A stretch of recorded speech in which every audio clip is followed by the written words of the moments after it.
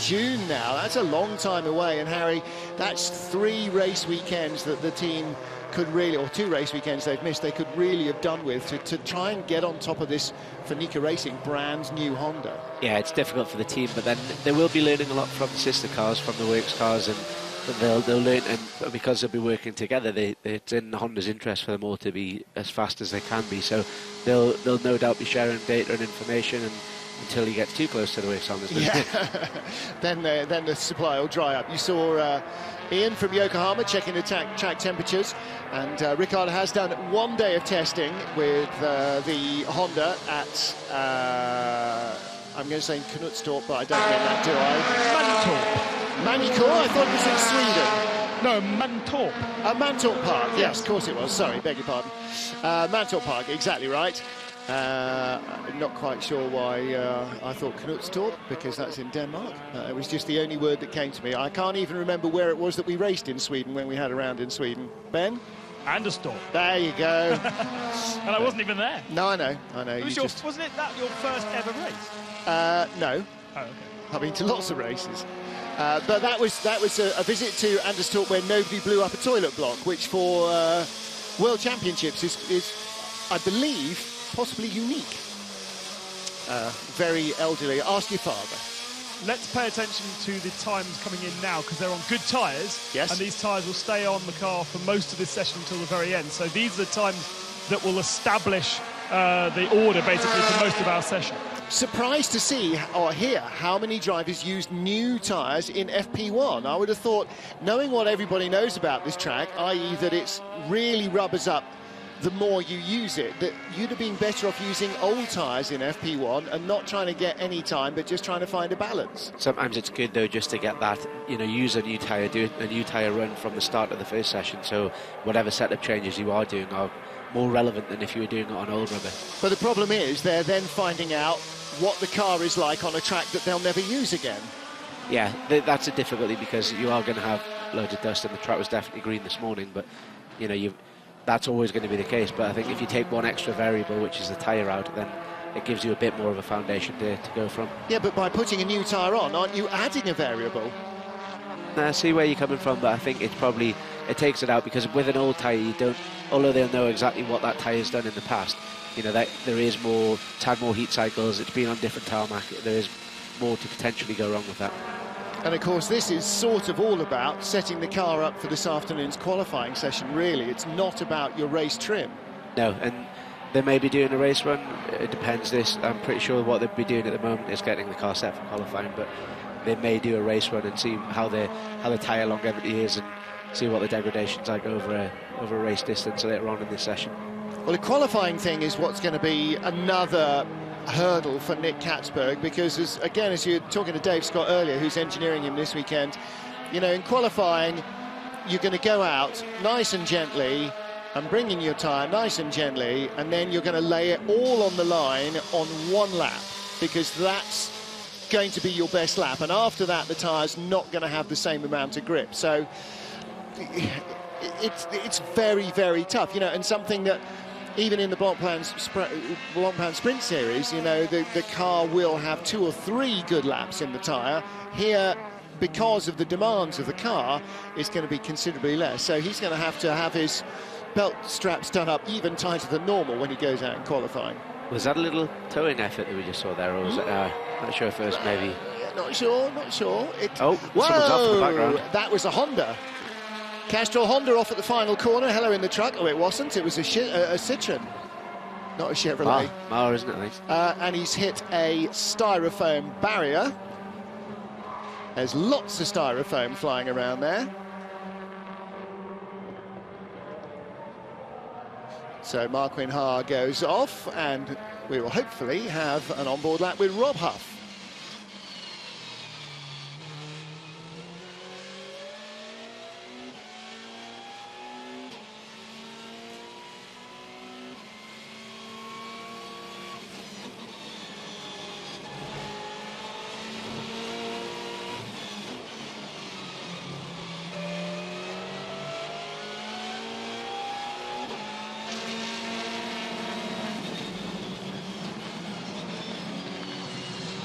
Okay, we're going to try that again next lap because we have a little gremlin in the works. Actually, got to say that the normal WTCC TV crew are waiting to see us again when we get to Slovakia in a fortnight's time. Here in Russia, we are using the high-tech facilities of a company called Panorama, who have done a lot of work. They are massive outside broadcast and inside broadcast, in fact, concern here in Russia. They're responsible for all the coverage of the Sochi Olympic Games and the Formula One races there as well. And so thank you to everybody here in Panorama. They've made us, again, very welcome in Moscow, as everybody does, actually. Well, one of the great things about coming here to Russia is that there is so much of a welcome, of a warm welcome wherever you go. Everybody's very keen to find out how you're enjoying their country and to welcome visitors. Rob Huff having minor oversteering moment there, Harry. Yeah, it was quite progressive though, wasn't it? It didn't snap or anything, just kind of drifted away from him, but well held. I think we're about to get Rob Huff on the intercom now, so give that a go.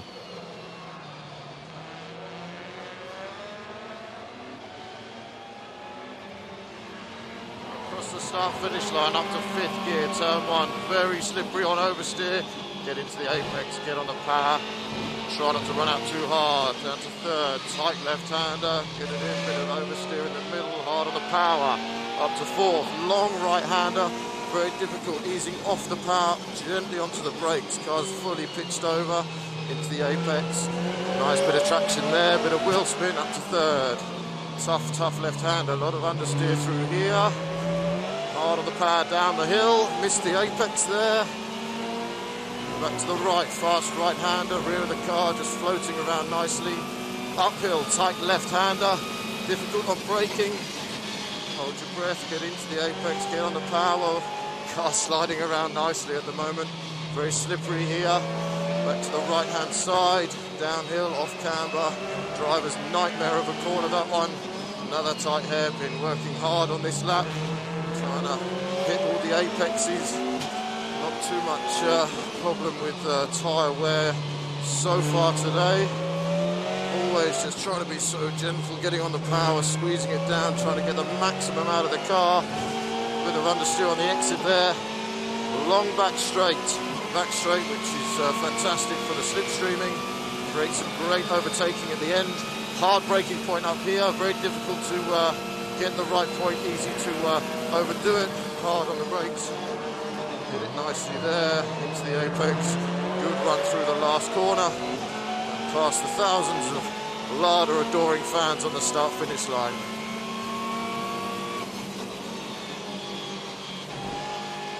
Nice job by Huffy, not only talking a good lap, but driving a good lap as well. And Harry, you know, you're thinking all that stuff as you go around, but you're not even thinking it, you know, in your head. It's just happening automatically. To be able to express that while you're doing it is genuinely quite difficult. Yeah, it is. If you imagine doing it in your road car, driving around and explaining to somebody what you're doing, and then doing it as elegantly as Rob manages to do it, it's a difficult thing to do. And as well as concentrate and not lob it. And also, we've got to bear in mind he's actually there doing a job.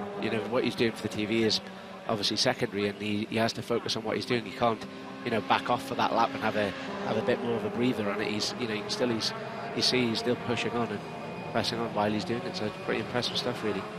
Nick Katzberg 15th at the moment. Rob Huff 3rd fastest behind Ivan Muller and Sebastian Loeb. There you go. Muller, Loeb, Huff, Mikulits, Lopez, Montero. Vallant, the best of the Chevrolets. Then Rydell, 8th fastest. So little changes they were making at the Nika Sport team appear to have worked. Salut Yver.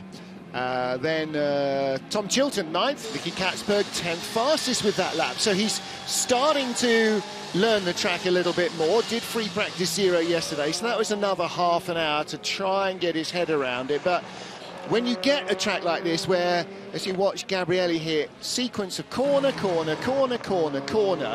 you need at least half an hour, you know, it's only 8 or 9 laps, to work out which bit you sacrifice in a 4 or 5 corner sector to get the exit speed at the end of it that you need, and that's really the balance here. That's what experience alone will teach you. This circuit's really technical, and it's all about how you're getting on and off the throttle, which is one of the things that Rob alluded to there.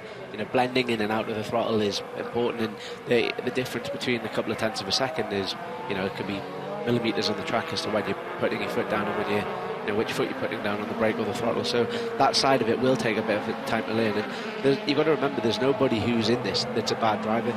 All of these guys are really, really good. So you're not going to pick up positions by other people not being good. Yeah. So, you know, this is all on merit.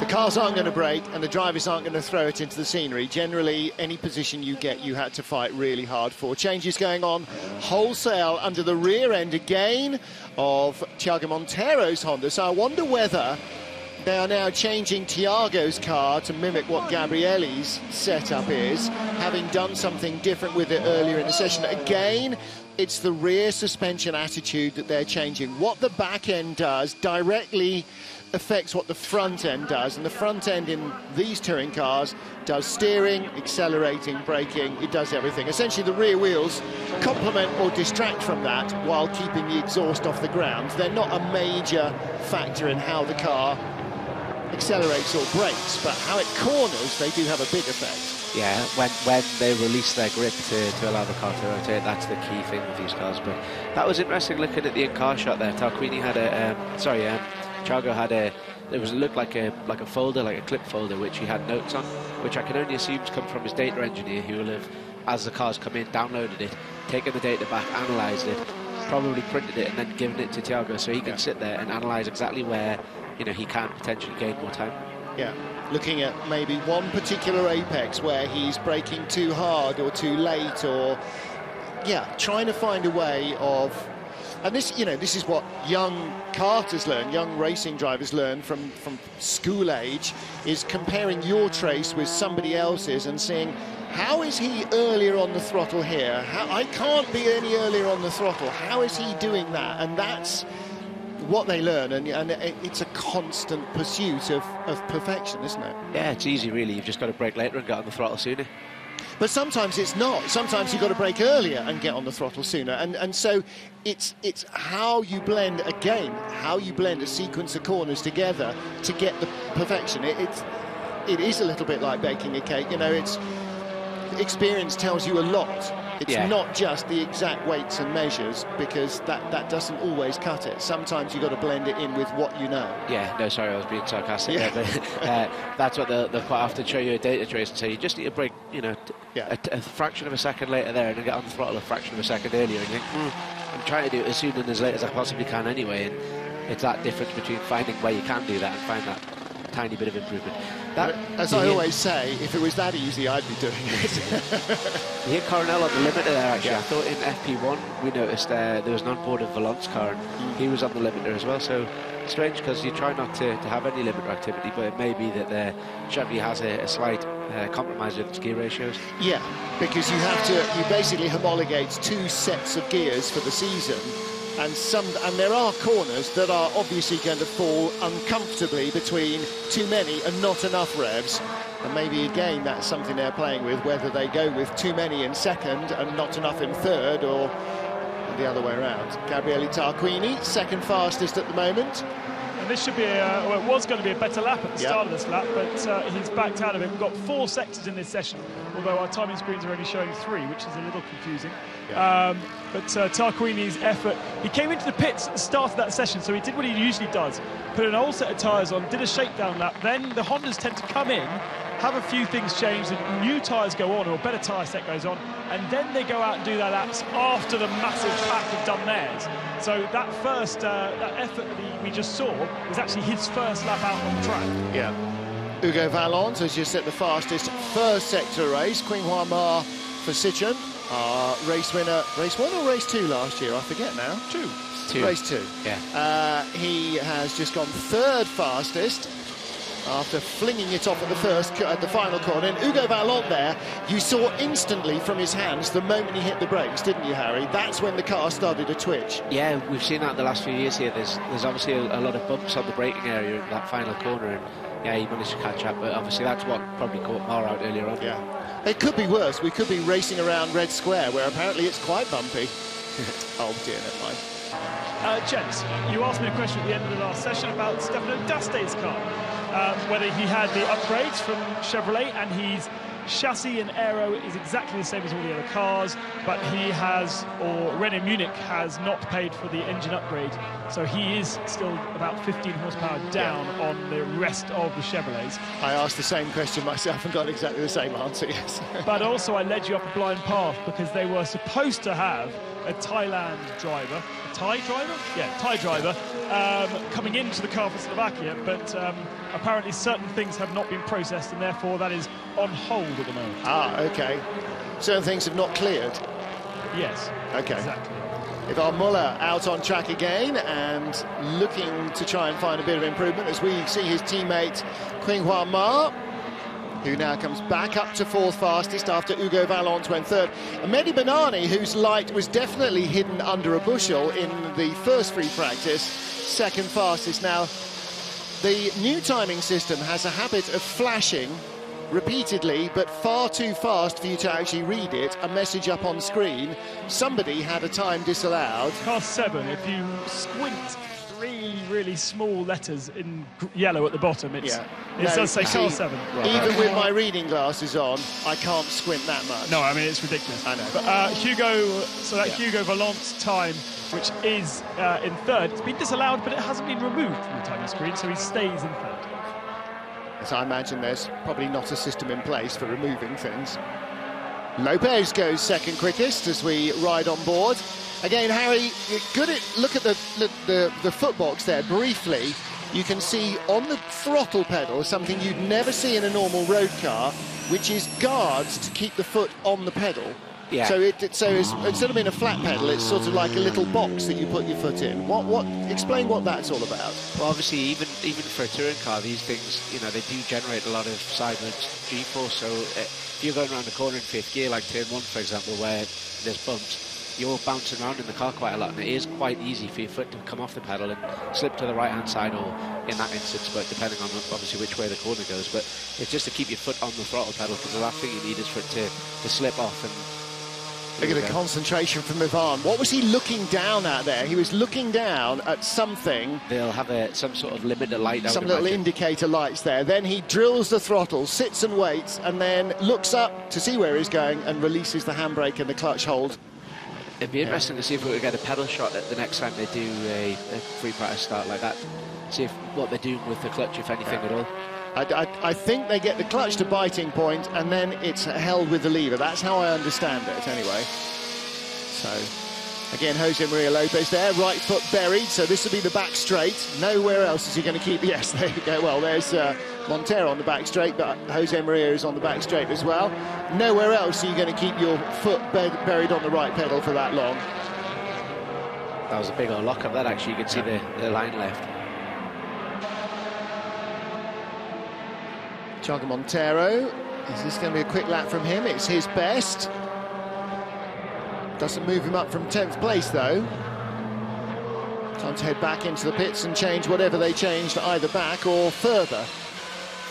It's weird how the pendulum has swung towards Gabrielli in this particular race. We've seen, certainly in the last 6 months, Thiago has been slightly stronger of those two drivers. They're equally as good as each other, really, but in terms of luck and in terms of momentum, Thiago certainly has had it. But Gabrielli seems much happier in the car this weekend than Thiago. And Thiago only down in 10th, Gabrielli up in, well, he's been bumped down to 6th now. Remember also Thiago racing next weekend at Le Mans. So last weekend was at Le Mans and went from Le Mans directly to Bratislava to take part in the launch of the Civic Type R road car alongside Matt Neal, Gordon Shedden. And we'll go back out there.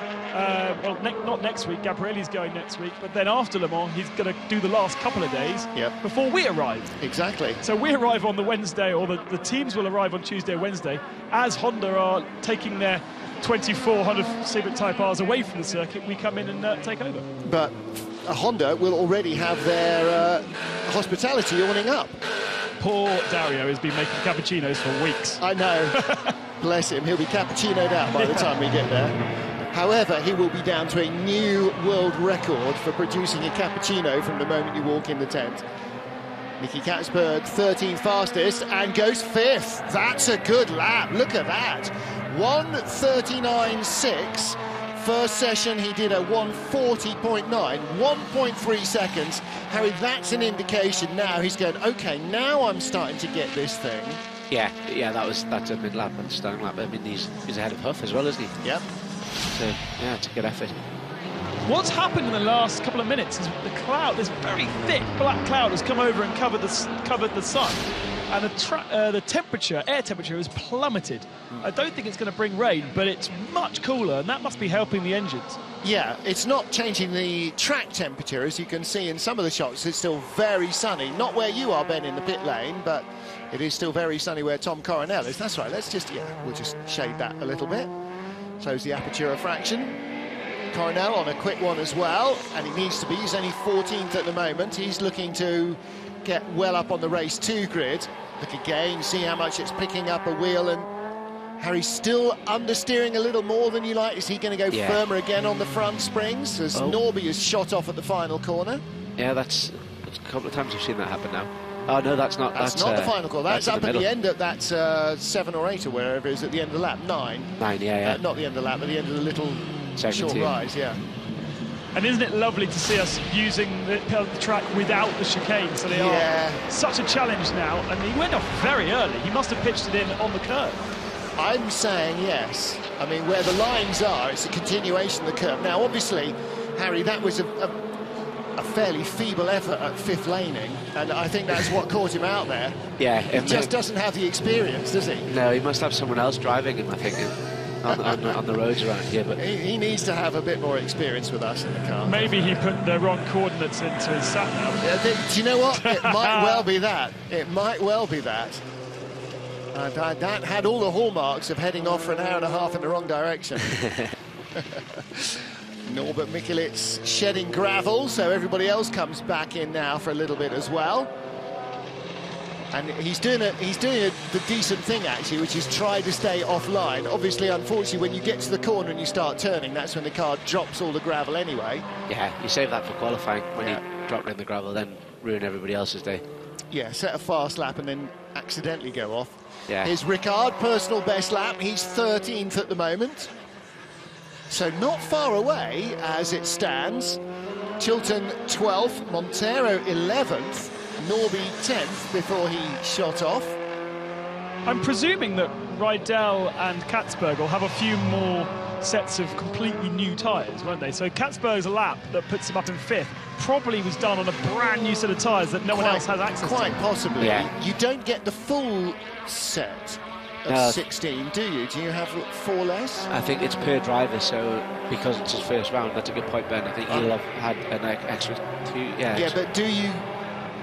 Because 4 tyres have to be carried over from the previous meeting, so 4 of Ricard's will still be tyres that were used in Argentina that they've been waiting to use again. Yeah, perhaps Ricard's will, but I think Katzberg may well have a new 16 new tyres. Yeah. Possible. Although he's using somebody else's previous car, so again... it's definitely driver rather than car, that one. Yeah. Interesting now, are they going... Yeah, they're backing off the wing even more on Ivan's car. So trying to loosen... That has 2 effects. First of all, drag on the straight, so it reduces the drag on the straight, so you get quicker to your top speed and you get a higher top speed. Secondly, it will slightly reduce the downforce at the back, which allows the front to have more control, and will do that. Will induce a little more oversteer. See, Mars actually got a positive rear wing. Yeah. Ivan there actually had a rear wing that's going to generate lift on the straight. That's what you want. You want as little rear wing as possible, really, and because of the nature of the circuit, there's not too many fast corners, so you basically want that as flat or as positive as you possibly can do. Just come over that little brow there, just as they're about to settle on the brakes. And Marin, not even a metre too deep. And that meant that he was then starting to turn on the grubby stuff, and so there was no grip at all with the back, and it just kind of started to come round on him. Yeah, I love that turn 9 on race day. It's fantastic. There's always people running wide, and it opens a door throughout this next little complex where people can have a go on either side. Who was it who was very good there 2 years ago? Mikel Nukia wasn't he? Yeah. Inside, outside. Until Ivan got to him, he'd worked his way through and he was going to win the race, wasn't he? And then Ivan got to him and that was the end of that. And, you know, if it had been a lap less, 2 laps less, definitely Nukia would have had victory. Whoa, and again, Loeb, again, getting just a fraction deep. Need to walk out there, actually, and really have a good look at there, because we know as you're coming up the straight, there's a slight incline, and then it flattens out as they get to the braking area. Does the road then drop away on the outside? Just here, look. Yeah, I think it does. You can see the bumps. I mean, the white line's not the straightest thing in the world, but then he drifted onto the curb as well. We saw in the black mark, he drifted onto the curb. That's turn 1. Sort of drifted a bit beyond the curb there. Yeah, he's pushing on. You can't criticise him for not trying. Track limits, though, Harry. Those 2 words. I think perhaps. Nah, that doesn't apply when you're Sebastian Loeb. Oh, or French, or driving a red and white car. Noah Miglis came into the pits after that off-track excursion. They've swept all the gravel out of the various brake ducts and everything, had a quick look round, but there doesn't seem to be any sort of sign of damage or a problem as to why he went off the circuit, so he sent him back out. Rob Huff, fastest in the first sector of anyone in this session. 25 thousandths quicker than the previous best that we don't keep the fastest sector time up, so I'm not quite sure who that was. Which one? Which sector? Sector 1, 33.04 for Rob on this lap. He's still green, so that's a personal best. I think this is a new tyre run for Rob, because I saw in the background that he was weaving around a lot early on, and then his lights came on just before the start of the lap, so I wouldn't be surprised to see this as a qualifying simulation. The same for Ricard as well, and the same for Jaap van Lagen. I think there'll be a lot of them out now. You can see from your timing pylon that there's only 2 cars in the pits, Stefano D'Asti and Gregoire de Moustier. Everyone else is out. Rydell goes up 1, Mar goes down 1. Here comes Huffy at the end of the lap. And that should be a better lap from him as well, to move him up from 10th to 1st. That's quite a lot better then. 43 thousandths quicker. Marco Calovolo, who's engineering Jaap van Lagen, sees his driver go from 15th to 15th. Oh, that'll be why. Yeah, he lost half a second in that final sector. Yeah, that's because he headed off towards Moscow instead of onto the start-finish line. But half a second would have still put him a second down on Huff's time. Yeah.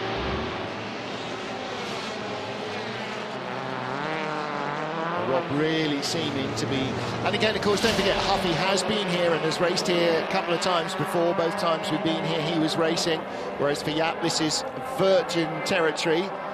Lap 11, car 46 disallowed, track limits. Yeah, it's Rob's 3rd different car that he's raced around here as well. Yep. Rob likes a bit of variety. So lap... Oh, is it? No, because he raced a lot. This is only our 3rd time in Russia. Yeah, he raced the Lada last year. And Seat year 1. Oh, yeah, well, not different manufacturer. Yeah, sorry, a different car, yes. Muller second quickest and a fastest second sector. So Jaap van Lagen has had his lap disallowed for going off at the final corner. However, Sebastian Loeb didn't, for going so far off at corner 1 that he barely got back on before corner 4. Still. Well, there is always certain parts of the circuit that are monitored and certain parts that Mirek, our race director, doesn't feel benefits you. We've heard that a few times, that certain points you are able to go offline, and they did in the driver's briefing get a sheet that explained exactly the points where they'll be monitoring. I think turn 9 is one of them. Have we got that sheet? Well, we can go get one from Mirek. Turn 1. Well, Jaap's been penalised for going wide at the final corner, which I can't see helps you on a flying lap. And Loeb wasn't for going wide on the first corner. Now, it doesn't matter whether it's a quick lap or not, if you're going to have your time disallowed for running off the track. Loeb wasn't there. I mean, there was not even any question that he was within 4 car widths of the white line, never mind 4 wheels off it. He was so far off you could have had the entire field go through on the inside and not touch it. And that first corner, if you go around the outside, as we see Ivan looking for rear brake, if you go around the outside, it's a bit like a Portimao circuit. The first 2 corners there, you go around the outside and you can stay on the outside of someone to give you the inside for turn 3. You might be off the circuit, but you'll have track position when it comes to racing. Well, it's like the first corner at Hockenheim. The less you have to slow down, the faster you're going on to the following straight, and that's exactly what happens here. But, you know, there you go. Nice gravel track would settle that hash once and for all. I'll tell you what. At, Ivan. Check your flags out. Yes, it is. And Huffy's on top and no one's improving. Yeah, and Huffy's in the garage. Yeah, Dave's looking happy with that. And so is Rob. So Chevy's engineer. It'd be good to see. And Alex is approaching. It'd be good to see if anyone else was on new tyre runs there, or if it was just Rob. I would be surprised if it was just Rob. I think the general consensus probably is that everybody's going to try at least one new tyre run in FP2, because your next time is qualifying, and that's not the time to be finding out, that really good setup doesn't work on a new tyre. However, as Merkelis comes in with more gravel coming out of his car, we don't think that Honda ran a new tyre run, and that will be why they are outside the top 10. Rickard Rydell, the fastest Honda, in 8th position. Where are we? Stiff. Was that Rob saying it was too stiff? You need to actually have that conversation, because you understand it more. It was a little bit about the transition between the rollover steer and where the tyre starts chattering as it's starting to understeer, and that's that balance again that we've been talking about all the way through these 2 free practice sessions, with everybody trying to work out how to get rid of the understeer without having really dramatic snap oversteer. You want that progression, you want all fluid change of direction. You want the rear to help, not distract you. The Citroen seem to be having a lot more oversteer than they did this morning, don't they? Yeah. And like you said, as you noticed, they've backed their rear wings off on them. So, well, and that's what happens as they get closer and closer to their qualifying trim. The thing gets twitchier and twitchier and more tippy-toey at the rear. And as you see, there's a pretty good spread of manufacturers throughout the top 10. We've got Lada, Chevrolet, Citroen, and then Chevrolet, Citroen, Lada, Honda, Citroen and Honda. Well, let's hear from Rob Huff. Alex was in the back of the garage, and she's now ready to talk to him. Yep, down here with Rob Huff from Lada. That's a good start to the weekend. Yeah, very good. Car's been running really well all weekend. I think it's probably the first time we've had a chance to show the best pace that we've had this weekend. A few problems earlier on. We had an alternator problem earlier, but yeah, for the first time the car feels like it's working really well and improving with changes all the time, so step by step moving forward. Fresh tyres as well, but I assume you were not the only person out there who was running on fresh, so... No, exactly, yeah, we because we've had a few problems in the last few races, we've obviously saved some tyres, we put a brand new set on there, and yeah, for sure we weren't the only people, but yeah, I mean, other than Muller, we've got a few tenths on everyone else, so yeah, pretty promising, but we'll see, wait and see what happens this afternoon, but yeah, really pleased. Could be promising for pole then, from qualifying. Yeah, we'll have to wait and see what qualifying brings, but ultimately, if we can keep the car running, we know it's fast, and yeah, if we can do something here this weekend, that would be fantastic. Fingers crossed. Well, just occasionally a really good fairy tale story pops up, doesn't it? You know, Norby at home and all of these things that kind of fire the imagination. We've had a good few of them. It'd be really nice to see the Lada getting, on its own merits, into the top 5 in qualifying. But, again, there's all sorts of flies potentially in the ointment, and you're looking at one of them there. As Rob said, Ivan Muller only 43 thousandths behind, and you've got to expect a bit more pace to come from him and from the Citroen. I'm sure that Rob and the Lada will try and produce a little bit more pace as well. We didn't see any new tyre runs from Citroen or from Honda. Okay. That could be potentially telling, unfortunately. That's what I've been told down at the end of the pit lane here. Honda certainly not, and Citroen are being coy, but there is no improvement on those last couple of laps. Is that from Ian Beveridge, or is that from the teams? No, from the teams. From the teams, OK. It might be interesting whether Ian from Yokohama has all of that information, or whether the teams are left to their own devices and the tyres just handed in at the end of the weekend. Well, that's the final rundown after free practice 2, although who had a lap disallowed that's probably still in there? Vallant. Yeah, and Hugo Vallant, yes. So Vallant's probably not quite as high up as he would appear to be.